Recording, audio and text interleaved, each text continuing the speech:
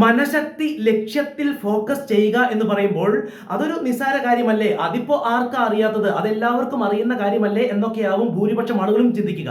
പക്ഷേ അതിന്റെ പ്രായോഗിക വശം, അതിന്റെ പ്രാക്ടിക്കൽ സൈഡ് 90% ആളുകൾക്കും വ്യക്തതയില്ല എന്നുള്ളതാണ് യാഥാർത്ഥ്യം.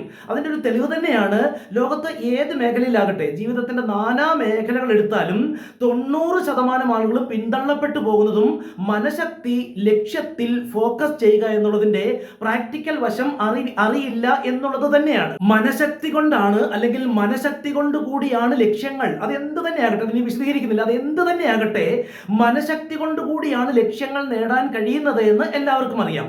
മനഃശക്തി ലക്ഷ്യത്തിൽ ഫോക്കസ് ചെയ്യുക എന്ന് കേൾക്കുമ്പോഴും അതും ഓക്കെയാണ് എന്നറിയാം. പക്ഷേ അത് വ്യക്തമായി അറിയില്ല എന്ന് പറയുമ്പോൾ പലരും അത് അംഗീകരിക്കാറില്ല. അതൊക്കെ അറിയാവുന്ന കാര്യമല്ലേ എന്ന് പറയും. പക്ഷെ സംഭവിക്കുന്നത് അത് പൊട്ടക്കണ്ണന്റെ മാവേലേറ് പോലെയാണ്. കുറെ പേരുടേത് കൊള്ളും, അങ്ങനെ ശരിയാകുന്നവർ ആ 10% വിജയികളിൽ എത്തുകയും ചെയ്യും. ബാക്കി ആളുകൾ ആ 90% പരാജിതരിൽ എത്തിപ്പെട്ട് വീണുപോവുകയും ചെയ്യും. മനഃശക്തി ലക്ഷ്യത്തിൽ ഫോക്കസ് ചെയ്യുക എന്നതിന്റെ പ്രാക്ടിക്കൽ സയന്റിഫിക് ഡെഫിനിഷൻ എന്താണ്, അതിന്റെ പ്രായോഗിക തലം എന്താണ് എന്ന് അറിയാൻ ആഗ്രഹിക്കുന്നവർക്ക് വേണ്ടി അത് വ്യക്തമാക്കാം. മനഃശക്തി ലക്ഷ്യത്തിൽ ഫോക്കസ് ചെയ്യുക. ചില പദങ്ങൾ, ചില വാക്കുകൾ കേട്ടതുകൊണ്ടോ ആ വാക്കുകൾ കോർത്തിണക്കി ഒരു വാചകമായി കേട്ടതുകൊണ്ടോ അത് എന്താണെന്ന് അത് വ്യക്തമായി പ്രയോഗിക്കാനുള്ള അറിവ് നേടി എന്നർത്ഥമില്ല. മനഃശക്തി ലക്ഷ്യത്തിൽ ഫോക്കസ് ചെയ്ത് എന്തെങ്കിലും ഒരു ലക്ഷ്യം ആ ഫോക്കസിന്റെ ഫലമായി നേടണമെങ്കിൽ അതിനൊരു വ്യക്തത ഉണ്ടാകണം. ഇത് ക്ലാസ്സുകളിൽ പഠിക്കാതെയും കഴിയും, പാരമ്പര്യമായോ ഏതെങ്കിലും രീതിയിലോ അത് അറിയാതെ ഫോക്കസ് ചെയ്യാൻ അറിയുന്നവർക്കും അത് നേടാൻ കഴിയുമെന്നുള്ളതും വിസ്മരിക്കുന്നില്ല. ഏതായാലും അത് അറിയാത്തവർക്ക്, അതല്ലെങ്കിൽ ലക്ഷ്യങ്ങൾ നേടാൻ കഴിയാതെ പോകുന്നവർക്ക്, എന്തെങ്കിലും കാരണവശാൽ വീണു പോകുന്നവർക്ക് ഇതും കൂടെ ഒന്ന് അറിഞ്ഞാൽ ആ ഒരു പിഴവ് നികത്താൻ കഴിയും, അല്ലെങ്കിൽ ആ ഒരു കുറവ് നികത്താൻ കഴിയും. ആദ്യം മനഃശക്തി ലക്ഷ്യത്തിൽ ഫോക്കസ് ചെയ്യുക. ഈ 3 കാര്യങ്ങൾ എന്താണെന്നൊന്ന് വ്യക്തത വരുത്തണം. അതിലാദ്യം ലക്ഷ്യം എന്താണെന്ന് നോക്കാം. അത് എളുപ്പമുള്ള കാര്യമാണ്, അതറിയാം. അത് ഈ ടെക്നിക്കിനായി, ഇത് ഒരു ടെക്നിക്ക് എന്ന് പറഞ്ഞാൽ വേണമെങ്കിൽ ഹോംവർക്ക് ചെയ്യാനായി ടൈം കണ്ടെത്തി ഒരു 5 മിനിറ്റ് ആ ടെക്നിക്ക് ചെയ്യാം. അതല്ലെങ്കിൽ മനസ്സിനെ മേയാൻ വിടുമ്പോഴൊക്കെ, ടോയ്ലറ്റിലിരിക്കുമ്പോഴോ യാത്ര ചെയ്യുമ്പോഴൊക്കെ നമുക്ക് മനഃശക്തി ലക്ഷ്യത്തിൽ ഫോക്കസ് ചെയ്യുന്ന ആ ഒരു കാര്യം നമുക്ക് അനുവർത്തിക്കാൻ കഴിയും. അതിനുവേണ്ടി ലക്ഷ്യം വ്യക്തതയുണ്ടാകണം, സ്പെസിഫിക് ലക്ഷ്യമായിരിക്കണം, വ്യക്തതയുള്ള ലക്ഷ്യമായിരിക്കണം. അത് സാമ്പത്തികമാകട്ടെ, ഒരു IAS നേടുന്നതാകട്ടെ, ഡോക്ടർ ആകുന്നതാകട്ടെ, ഒരു ഫോറിൻ മൈഗ്രേഷൻ ആകട്ടെ, എന്ത് തന്നെ ആകട്ടെ, ആ ലക്ഷ്യം ഒരു വ്യക്തത ഉണ്ടാകണം. നമുക്കിന്ന് സാമ്പത്തിക ഉദാഹരണം പറയാം, അതാകുമ്പം എല്ലാവർക്കും ആവശ്യമുള്ളതാണല്ലോ. മറ്റെന്ത് ലക്ഷ്യമാണോ ആ ലക്ഷ്യമെന്ന സ്ഥലത്ത് ആ സാമ്പത്തിക കാര്യങ്ങൾ പറയുമ്പോൾ അവർക്ക് ആവശ്യമുള്ള ലക്ഷ്യം റീപ്ലേസ് ചെയ്താൽ മതി, അത് പകരം വെച്ചാൽ മതി. നമുക്ക് ഉദാഹരണമായി സാമ്പത്തിക ലക്ഷ്യമെടുക്കാം. സാമ്പത്തികമാണെങ്കിൽ കൃത്യമായ വ്യക്തത മനസ്സിലുണ്ടാകണം, കൃത്യമായ ലക്ഷ്യം നമ്മൾ അത് കണ്ടെത്തി വെച്ചിട്ടുണ്ടാകണം.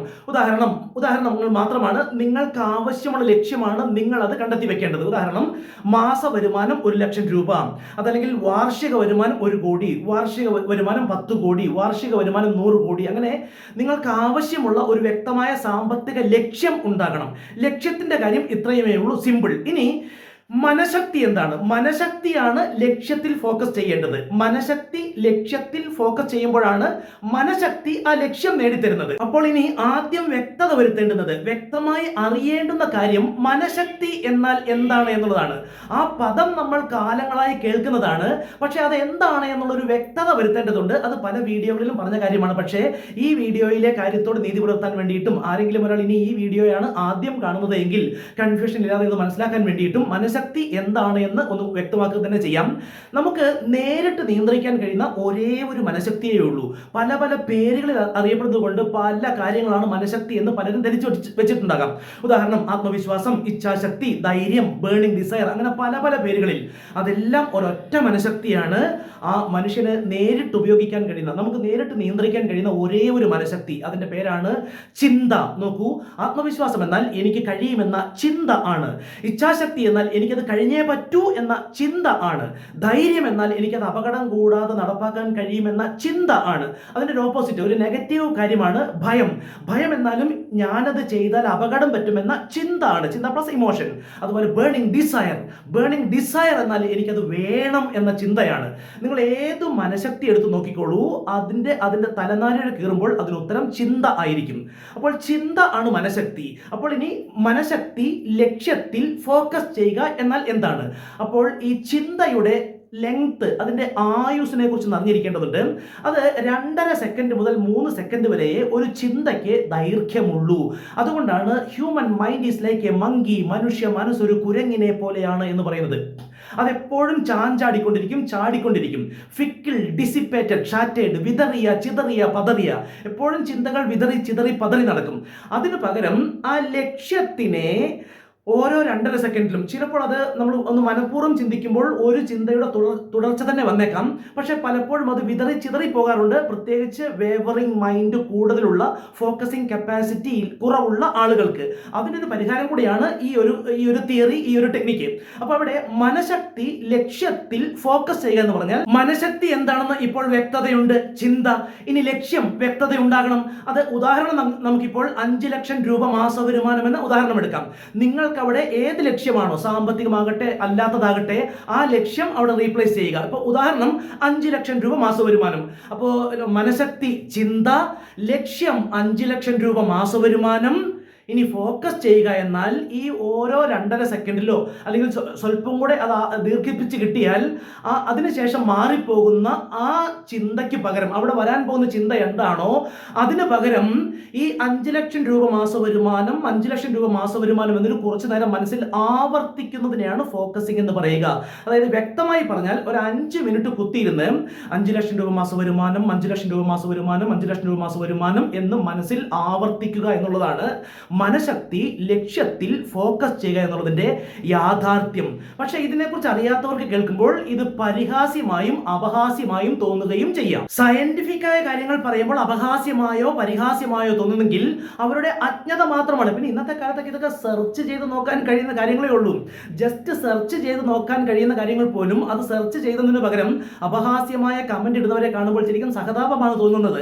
അതാ സ്വയം അപഹാസ്യമാകുന്നതിന് പകരം ഒന്ന് ആ കമന്റ് ഇടുന്ന സമയത്ത് അതേ ഡിവൈസിൽ, അതേ മൊബൈൽ ഫോണിൽ ഒന്ന് സെർച്ച് ചെയ്താൽ മതി.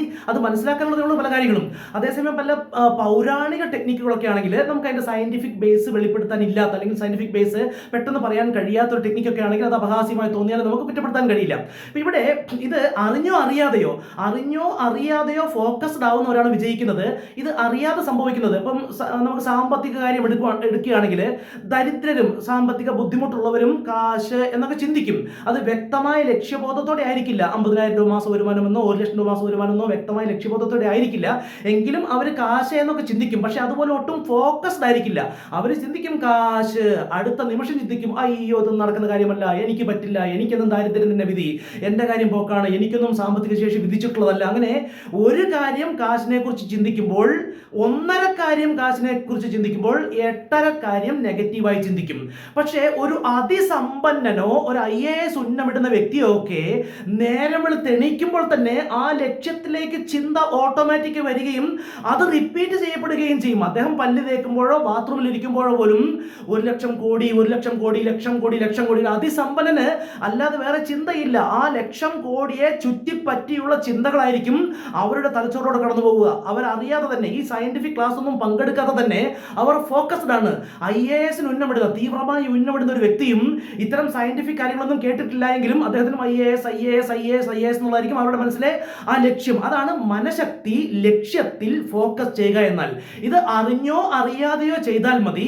അത് അറിയാത്തവർക്കായി അതിന്റെ സയന്റിഫിക് വശം ഉൾപ്പെടെ എന്ന് പറഞ്ഞു എന്ന് മാത്രം. ഈ വീഡിയോയെ കുറിച്ചുള്ള നിങ്ങളുടെ അഭിപ്രായങ്ങൾ കമന്റിൽ അറിയിക്കണമെന്ന് അഭ്യർത്ഥിക്കുന്നു. താങ്ക്